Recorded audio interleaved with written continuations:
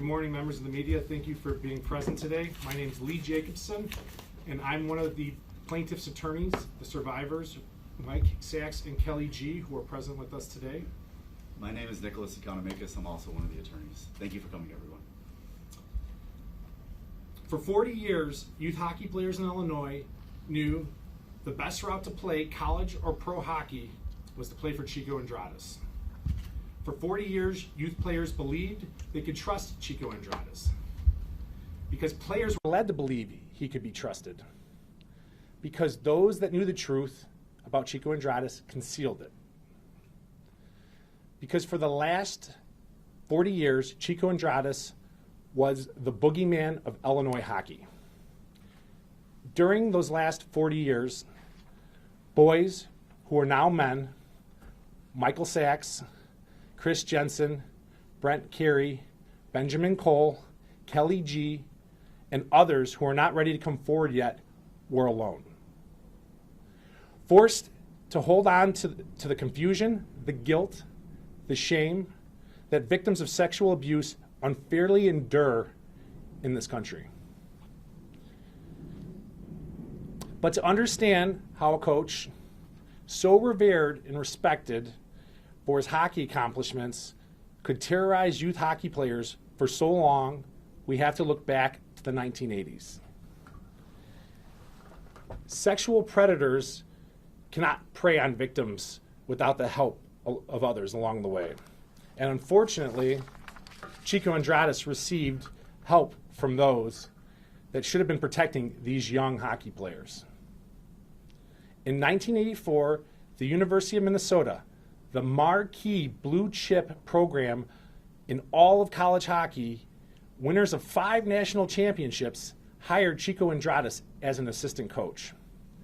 1 year later, Chico Ardahtas resigned. He came back to Illinois to coach with all the credibility in the world of having coached for the Golden Gophers. Parents did everything they could to get their sons on his team. Youth hockey organizations lined up for his services.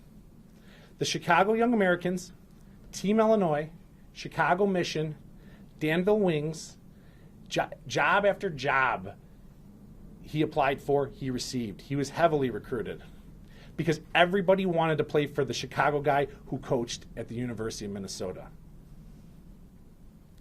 The same place Herb Brooks coached, a school that in its illustrious history hasn't had a total of 40 assistant coaches ever. One question, however, persisted. Why did Chico Ardahtas leave his dream job at the University of Minnesota? He told people it was because he was a Chicago guy, that he was railroaded out of Minnesota because he wasn't from there. Rumors were out there. Rumors of impropriety, of sexual deviance, but nobody knew for sure. Nobody except the University of Minnesota. In 1985, they knew about Chico's inappropriate behavior with players, the sexual assault allegations. They knew about it, and they didn't investigate him, didn't report him. They didn't do anything. Even worse, they concealed his crimes. They allowed him to publicly resign so he could keep doing what he was doing, sexually assaulting teenagers. Chico resigned. Minnesota fired the rest of their staff. They cleaned house, swept everything right under the rug, so nobody could tie Chico Ardahtas to the University of Minnesota. And it worked for the University of Minnesota. They went on to win more national championships, avoid bad press, and maybe they would have gotten away with it too if it wasn't for the very brave Michael Sachs. See, when Minnesota cleaned house, that also meant tossing Mike Sachs to the curb. Michael wasn't an ordinary player. He was an absolute superstar. A Chicago player given a full ride scholarship to the University of Minnesota. That's practically unheard of, even in the year 2021. When the university found out that Michael was one of Chico Ardahtas' victims, they picked up the phone and told Michael, who was 17 years old at the time, that even though he had already signed his scholarship, picked out his classes and his equipment, had his roommate and dorm assignment, he should not come to school. The press would be too negative about him and Chico. Scared, confused. At 17 years of age, a superstar's career was over. It was taken from him. Chico Ardahtas' reign of terror was not even close to over. He continued to groom young players, giving attention and gifts, promising to help them achieve all their goals, making them blindly trust him. Organization after organization, victim after victim. Now, important people in the Amateur Hockey Association of Illinois and USA Hockey were aware of the allegations. Did they report? Did they investigate? No. In 2010, Chico Ardahtas was about to be inducted into the Illinois Hockey Hall of Fame. Chris Jensen, another survivor, couldn't believe that this monster was still coaching, still collecting accolades. So he, a victim, wrote a letter to AHI telling them how Chico Ardahtas sexually assaulted him. AHI knew. USA Hockey knew. Yet Chico Ardahtas still coached for 8 more seasons after that at Robert Morris University, which is affiliated with USA Hockey. For 40 years, Chico Ardahtas knew he was protected because of his successes on the ice rink. And because he manipulated his victims so badly, he knew that no victim would dare come forward.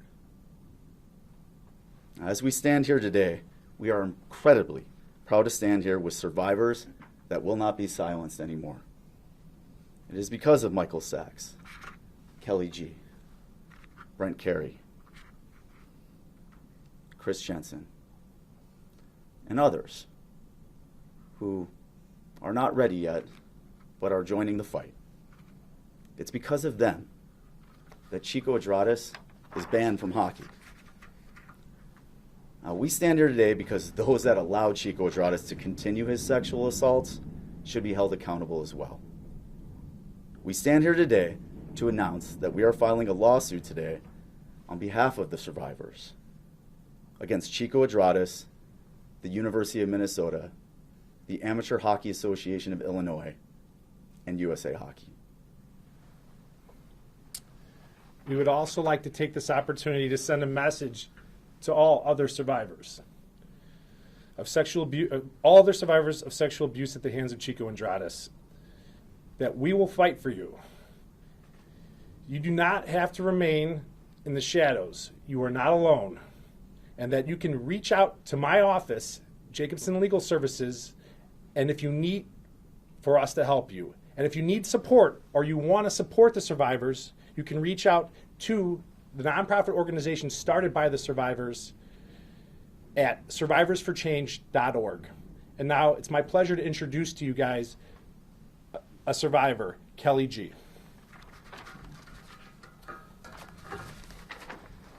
Thank you, Lee. Good afternoon. Thank you all for being here. My name is Kelly G. I am here today to speak out against my abuser and those who turned a blind eye allowing for this to happen. I was 17 years old when I met Tom Chico Ardahtas. I wasn't a typical 17-year-old either. I grew up on a homestead in Alaska, moving away from home before my 8th grade year to pursue my dream of playing hockey.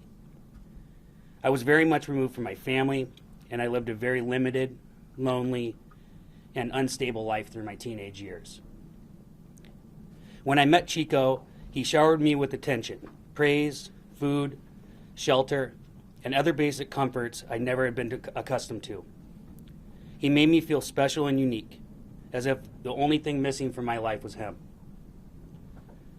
He took advantage of my naive and kind nature, fully understanding how vulnerable I was. While each of the victims has their own unique story, What isn't unique is the carefully created process through which we are stalked, postured, groomed, and were assaulted over the course of 4 decades. In the early 80s, while coaching for the University of Minnesota, one of the most decorated collegiate programs of all time, Chico preyed not only on that team, but the prospects as well, one of which is standing next to me today. Mike Sachs was an elite prospect who, under contract of letter of intent to University of Minnesota, was groomed and assaulted by Chico during his prospect and intake process. As Mike has and will tell you, the University of Minnesota discovered that Chico was committing these crimes, and instead of taking action, they asked him to resign, and they took Mike's scholarship away, effectively ending the young victim's career and uprooting his entire life.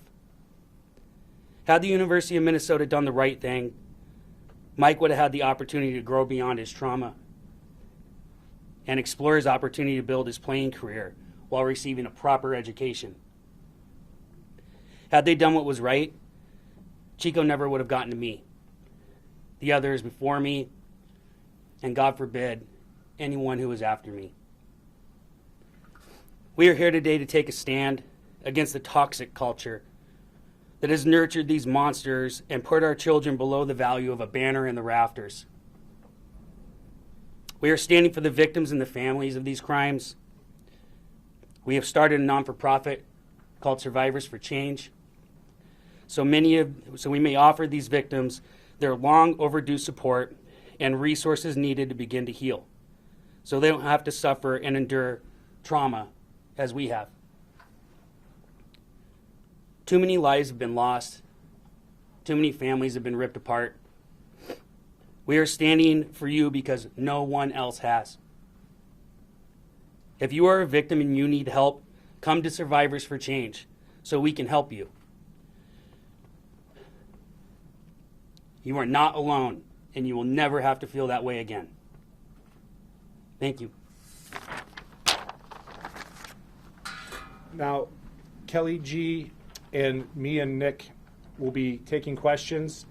We ask you guys to respect Mike Sachs' request. He won't be taking questions at this time. However, you can contact my office, and we can set up conversations in the future. But right now, he will not be taking questions. Question for Kelly. If you go to the microphone, Kelly. I think probably everyone would like to get an understanding of talked about how before that there was a playbook and there's a grooming process. Well, can you tell everybody about the similarity of the blindfold and the ropes or the belts and that whole Sheila scenario? Right. So Sheila was this fictitious character that Chico postured to every one of the victims.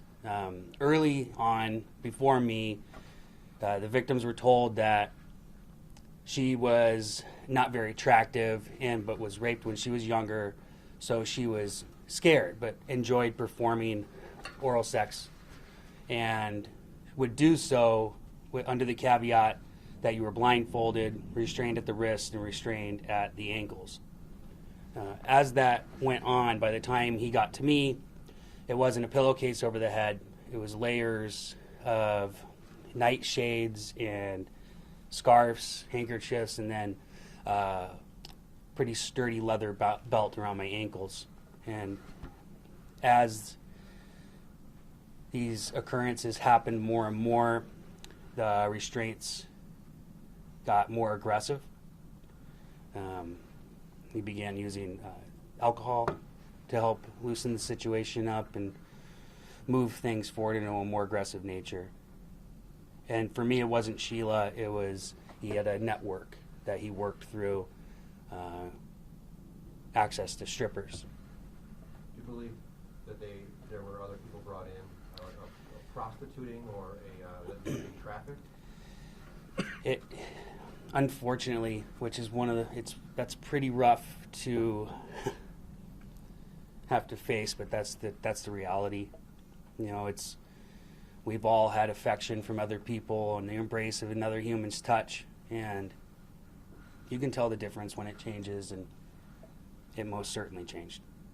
Kelly, the foundation of the lawsuit focuses on the people in positions of power and authority who knew about what he was doing and did not take action. If you had the chance to address those people about what they did and did not do, what would you tell them? What they did was not do. There's reform that's required in this culture. When I said it's toxic, that's being almost too nice.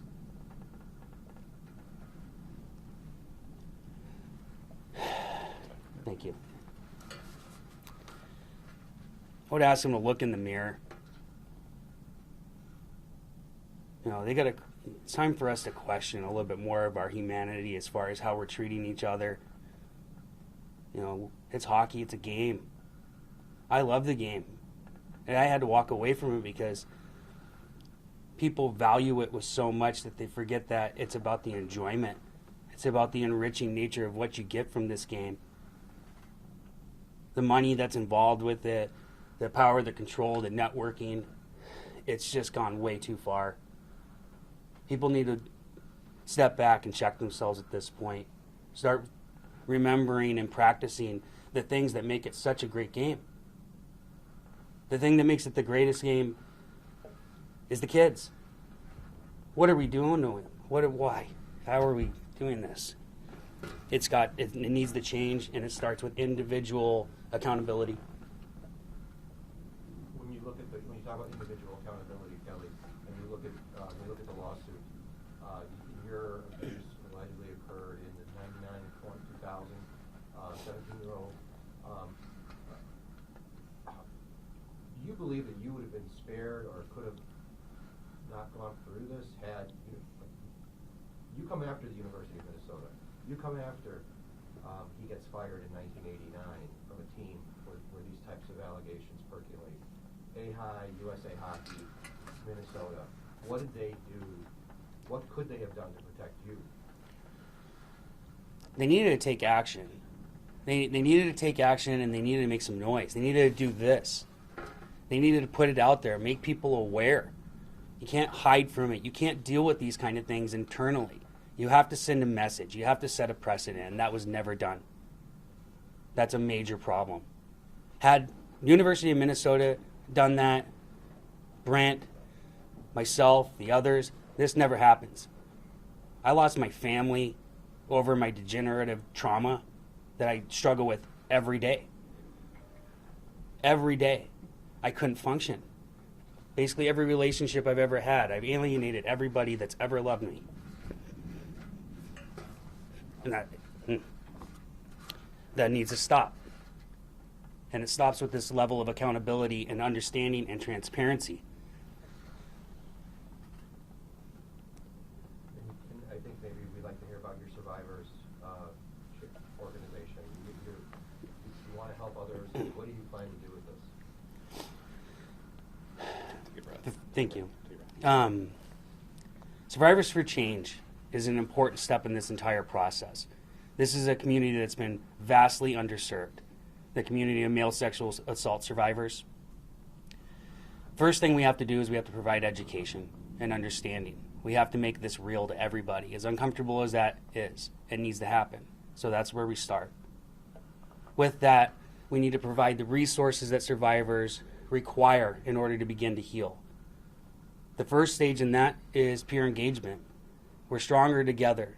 Had Mike Sachs not shown up and got to me when he did, we wouldn't be here having this conversation because I would be gone. We need each other. So that's where we go next. With that, it's therapeutics. It's wellness resources. We have to help supply plans that can be executed, and we have to help deliver that for the people because it's a real struggle to even pick up the phone and schedule an appointment to get therapy.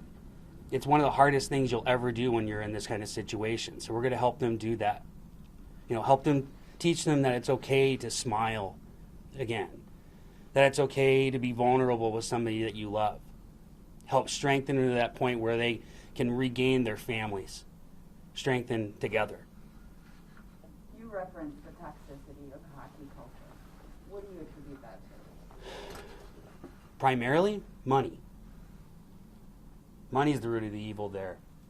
Now, I was a professional hockey coach. I coached here in Chicago successfully for many, many years. The amount of money that I made coaching that game was ridiculous. I'm not proud of it. We have to put in some checks and balances. Money is the root of the evil. At any point, did anyone turn this over to the state's attorney and the prosecutors? Was there ever any legal prosecution of any of these people involved, or was this all handled internally by the state? Yeah, sure. It's a kind of a classic case of passing the buck. A lot of the survivors, by the time they came forward at a certain point, organizations such as AHI, USA Hockey, the youth elite organizations that Chico coached for, Team Illinois, Chicago Mission. It was kind of a throw the hands up, too much time's passed, there's nothing we can do about this one. You hear a little bit of, we talked to the state's attorney or maybe police, but there was there's nothing they can do because statute of limitations has passed. Essentially, no is really the answer. There was a little bit of pretty much the bare minimum done in every situation. In one scenario, it was somebody's father was in the FBI, so that took the form of, the FBI is looking into this. That's not what happened. And we know University of Minnesota did absolutely nothing because they've had their own internal investigation, which has admitted that they had the knowledge and they didn't investigate or report. As we know, after what happened, unfortunately, at Penn State, Michigan State, with young athletes, some of the laws have changed. Okay, there's statute of limitations that have been removed or extended, civilly and criminally speaking, and those are things that we're looking into, all options and avenues for moving forward with this matter. But really, the real answer on this one is nobody did really anything. I called AHI, the Amateur Hockey Association of Illinois, and they cannot provide any records to show that they actually contacted a specific prosecutor, police officer. They just say that they didn't keep records. And this is in 2010 after Chris Jensen came forward. They can't provide a single record that they reported Ardahtas to the authorities. And who goes to a prosecutor to report a child sex offense? Would you go to police?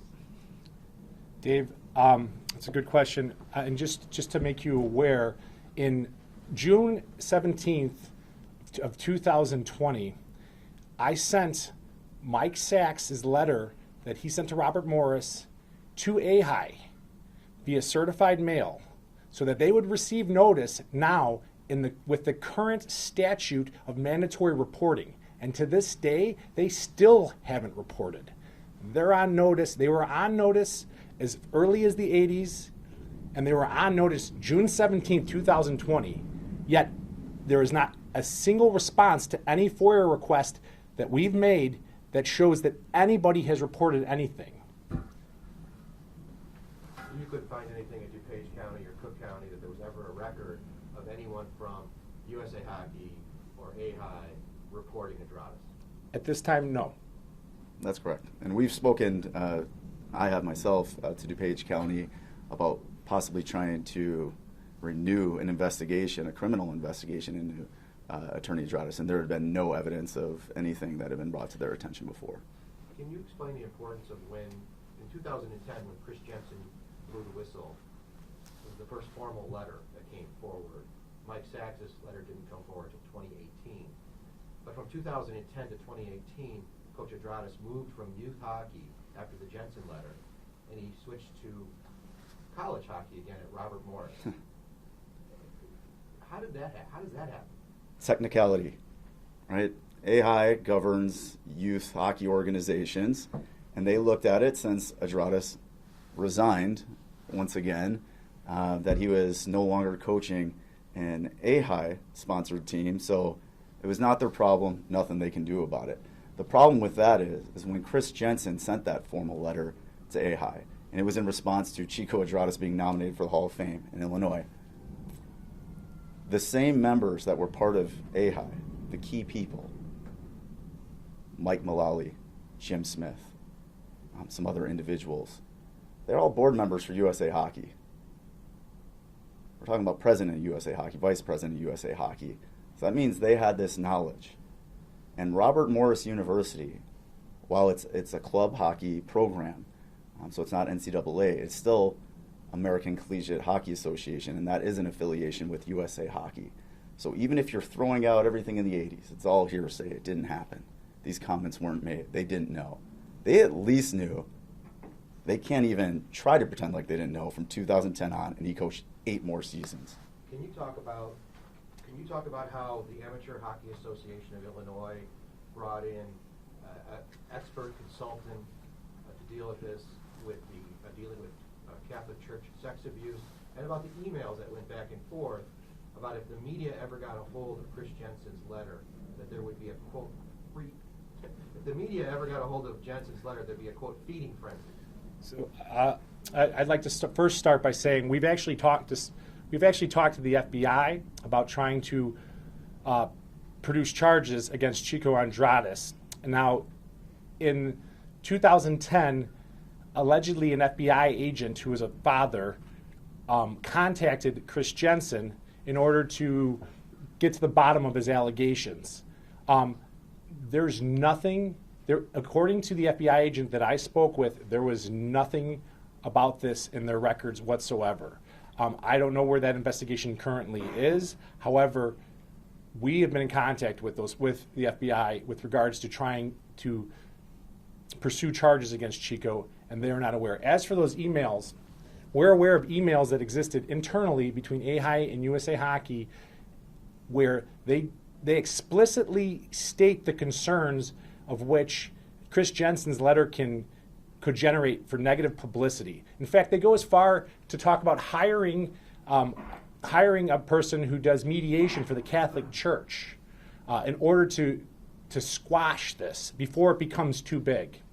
And that's the culture, the toxic culture Kelly refers to. That's what we're dealing with here. It's people that don't want the status quo to change because somehow they feel like it compromises their position, as if they're the ones committing these acts. And that is the crazy part. You know, Chico, as sick as he is, and as awful as he is, you understand it because he's sick. These other gentlemen who are in positions of power, who could help the vulnerable, who were doing nothing wrong until they decided to sweep it under the rug, what is their justification? They don't have any. And in fact, nobody can come up with any rational reason for why they would do that. It's completely unacceptable, unexcusable, and today they have to start answering for it. Do you believe it was because he was such a successful hockey coach and he brought so many championships to youth hockey in Illinois and had this reputation of winning? There's no doubt about it. As former players ourselves, Lee played against Chico, I played for Chico. And you know, and these guys know and all the survivors know, for a long time, that was the route to get to the next step in hockey. In the 80s and the 90s especially, maybe it's changing a little bit now with the Blackhawks' success, but coaches were dads. You know, maybe they played high school hockey back in the day, and that's it. There weren't coaches rolling around that coached at the University of Minnesota or some other blue-chip collegiate program. Having that sort of cachet, as Chico Ardahtas had, was intoxicating to programs. Programs that literally asked Chico about rumors, because everybody heard the rumors, and he was able to just say, yeah, I got railroaded out here by Minnesota. This is airing live in Minneapolis right now. Okay, can you explain for the people from the University of Minnesota, the players that might have gone there in the 80s, the sting operation that the players pulled that has been reported on Chico, how he got caught up in Minnesota? Yeah. Essentially what Chico was doing as assistant coaches, as an assistant coach, there's what he does with every organization. He takes a pulse of the locker room, and he starts figuring out who has what sort of weaknesses, what the family structure is of all the players, so he can start deciding who he wants to target. Because he begins grooming everybody. It's the same sort of things. I care about you. I'll help you get to the next level. All things that made him a good coach and tactician. But then he starts targeting the people that he thinks can be this prey. And when he realizes that he's got somebody blindly trusting him, that's when he introduces the scheme, the Sheila scheme of, I've got this girl and she'll do this, you got to be blindfolded. So he was asking, and he was succeeding with certain players on the team. And those players started talking about it to other guys on the team because they thought this was a great thing. When you're talking about teenage boys and this kind of opportunity, they're not thinking very clearly. So they think this is a great thing. Unfortunately, one of the people that found out about this was the captain of the University Minnesota hockey team. And something about it didn't make sense to him right away. It just didn't make sense. So they came up with a sting operation of sorts, where Chico had said he can have Sheila come over to one of the players' houses that night and had it all arranged. But what Chico did not know is that the captain and various other players were planted at the house before Chico got there. And they were at all different areas of ingress and egress. So nobody could have came in without them knowing. And that night, no Sheila showed up. No woman showed up. Nobody else showed up. And it's at that point immediately that they went to the powers that be at the University of Minnesota, Paul Giel, the athletic director, and they informed him exactly what happened. Shortly after details about that came to light, the University of Minnesota retained Perkins Coie to conduct an independent investigation. Can you share a little bit about what they uncovered in terms of the university's culpability and awareness? To be clear, that wasn't after. What? Yeah, just to be clear, that the University of Minnesota didn't retain Perkins Coie in real time. That didn't happen in '85. That was in response to. Yeah, that was in response to the U.S. Center for Safe Sport investigation. Okay, so just to be clear on that. University of Minnesota has acknowledged that they had knowledge of what took place in 1984, in 1985.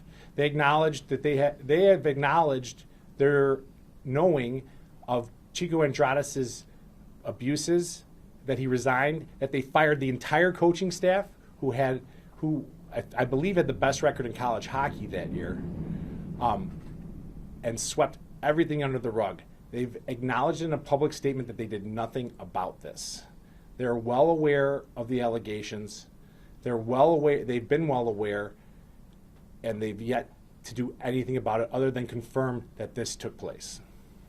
Kelly, if there was a younger person, hockey player, who has, suffered abuse or dealt with a similar experience, and he or she was sort of grappling with whether to come forward, how would you counsel that person, and what has the process of coming forward and speaking publicly meant for you? Stepping forward and saying the first words it's a pretty difficult thing to do. As we even went through our process when you wrote our story, there's a lot of walls to be broken down there. The fear and stigma and shame that come along with this are crippling. Just tell your story doesn't mean that you have to stand in front of these cameras. That's a pretty intimidating thing to do.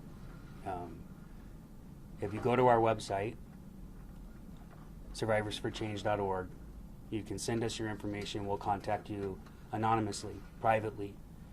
Starting there is what's important. Coming to a peer that understands what that feels like, what the weight inside is like, that allows for those floodgates to start to open. We strongly encourage people to pursue therapy. It's which is a very difficult thing to do. People often look at it as a sign of weakness. It could not be further from the truth. But coming to us, give us an opportunity to talk to you. Everybody's situation, everybody's story is unique. It's different. So there's no algorithm to a set process that you have to follow.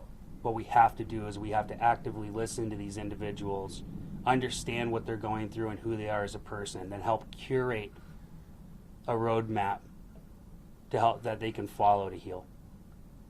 Kelly, are you hoping, is one of the goals or objectives of this lawsuit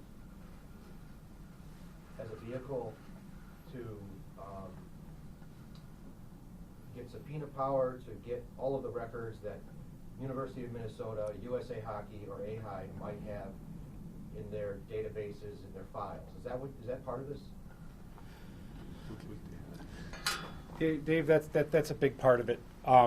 It's a big part of it to allow the truth to come out, from under the shadows, so that other survivors of these heinous acts can feel comfortable, to feel like they're not alone, to feel that they're part of something greater than themselves, to give them motivation to reclaim their lives. And really, it's been a great platform for my brave clients, brave survivors, who have, on their own, created a place to navigate these lost souls, essentially, these people that were alone. As Kelly will tell you, before meeting Mike, he was alone.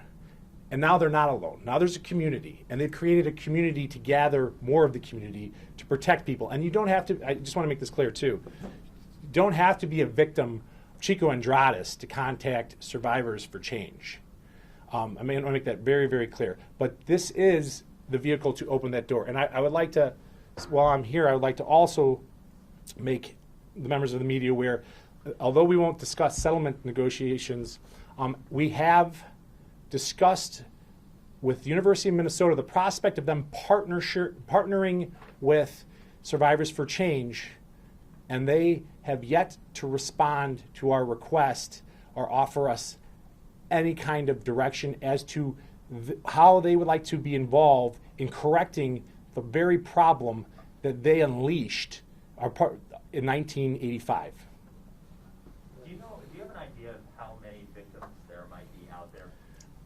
So Chico coached successfully at a high level for almost 40 years. I mean, he had a goalie school, Midwest goalie school, where he was grooming players during that time as well. I would have to think, just knowing the level of sophistication of this man and the fact that he still keeps in contact with some of his victims, or at least tries to, that it has to be in the hundreds. I mean, maybe even higher. Mind if I touch on this? No, Please absolutely, do. Kelly, absolutely. I appreciate that you asked that question. There's a really common misconception here with what victim means. Most of us assume that it means that the sexual act happened. That could not be farther from the truth.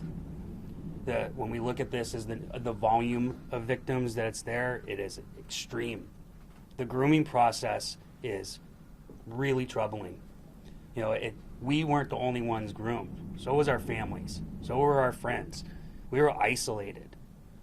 The families that are groomed, if you listen to Brent's story, it makes me crawl out of my skin. That teenager, that boy, lost his dad, and he infiltrated that home and groomed his mother. It is sick. She is a victim, just as we are victims. So we have to make sure that we break this social stigma where we believe that victims are rape victims. You have to be raped. That is not true. So this number is extremely high, and we need to make sure that we treat the grooming victims the same way. So Coach Ardahtas is Hey, yes, great. And Nick brings up a great point also. Another aspect of this is survivor's guilt. So the people that are groomed and doesn't happen to, individuals that we speak to, they're tortured by the fact that it didn't happen to them and it happened to us. It it takes a piece of their soul with them every time they consider it, every time they talk to us. This is something else that we have to treat. We have to understand and we have to treat. Ardahtas is in Florida now. The permanent ban that the U.S. Center for Safe Sport issued on him covers 100 sports. But he could give private lessons right now still. Just what advice do you have to give to parents whose kids are in any sport, especially hockey, the signs of when you're being groomed, when your kid's being groomed, or your parents are being groomed? It's a great question, Dave. Let's start with the vetting process. This is that was my specialty as well as a skills coach, goalie coach. The relationships that you develop with your players through that, it's an intimate relationship, And by intimate, I mean you really get to know these people. You really get to understand what makes them unique, what their strengths are, what their weaknesses are. As a player, you're exposing all of that to this coach with the expectation of being developed into a more refined athlete. But what that gives is these people the opportunity to understand your ins and outs thoroughly. So parents need to vet these people. There's amazing coaches out there, amazing people, almost all of them. It's a huge commitment to be that good at any skill, and that includes these coaches. The vetting process isn't necessarily always going to be grueling, but it has to exist, and it almost never happens. These parents are selecting these coaches based off of hearsay, rumors. They're not contacting references. They're not looking at background checks. I mean, you can't get a dog walker without a background check. Why are we putting in grown adults with children in locker rooms? That is a major step in a refinement that needs to happen, and it should have been done long ago. And then I guess finally for me is there was an actual Chico rule. Was it sort of can you explain to everybody what the Chico rule was? Sure can.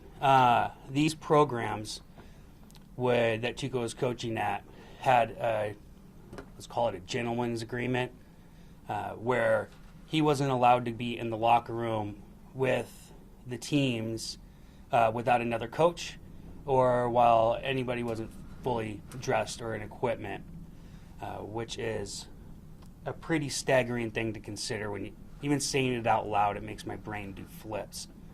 These programs, these professionals that are charged with protecting our children have to have a rule where their coach can't be in the locker room.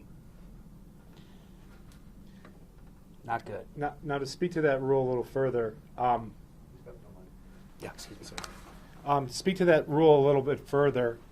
As Nick and I said, or Nick said earlier, he and I grew up playing youth hockey in Illinois, and he played for Chico, I played against him, and I was aware of, not having ever played for him, I was aware of the locker room rule as a 13, 14-year-old, like a minimum teenager. I had heard of the Sheila rumors, and I was aware of the Chico locker room rule at 13 years old, and I had never played for him. Now, Nick played for him, and he can talk about what that experience was like. But the fact that this existed, period, and the fact that it was acceptable on any level calls for change alone. It's parents are consumed with stars in their eyes. The track to the NHL is Chico Ardahtas, and it's just sour grapes because the coaches that talk about this behavior are coach bad teams, and the players that talk about this behavior couldn't make his team because he was so good, because he coached at the Golden Gophers. I mean, that was the cachet he walked around with, and he was able to actually work in locker rooms, or work for teams, not in locker rooms, work for teams with this gentleman's agreement. And everybody was aware of it. And for whatever reason, everyone turned a blind eye. And at this point, if you'd like to speak to the... Just quickly, he talks about turning a blind eye and parents having stars in their eyes. And Dave, you asked a question about what can parents do. There should be a stricter vetting process for coaches. If rumors are heard, it shouldn't be enough to just have an agreement. There should be a report. There should be a police investigation. There should be something that happens, and that's on the organization, right? That's not the parents. but it's on the parents. And I've heard this from all these guys that played for Chico. And I know myself personally from having played with him and having heard from the hundreds of other guys that played with him. You should trust your instincts and not be blinded by the potential for scholarship or success.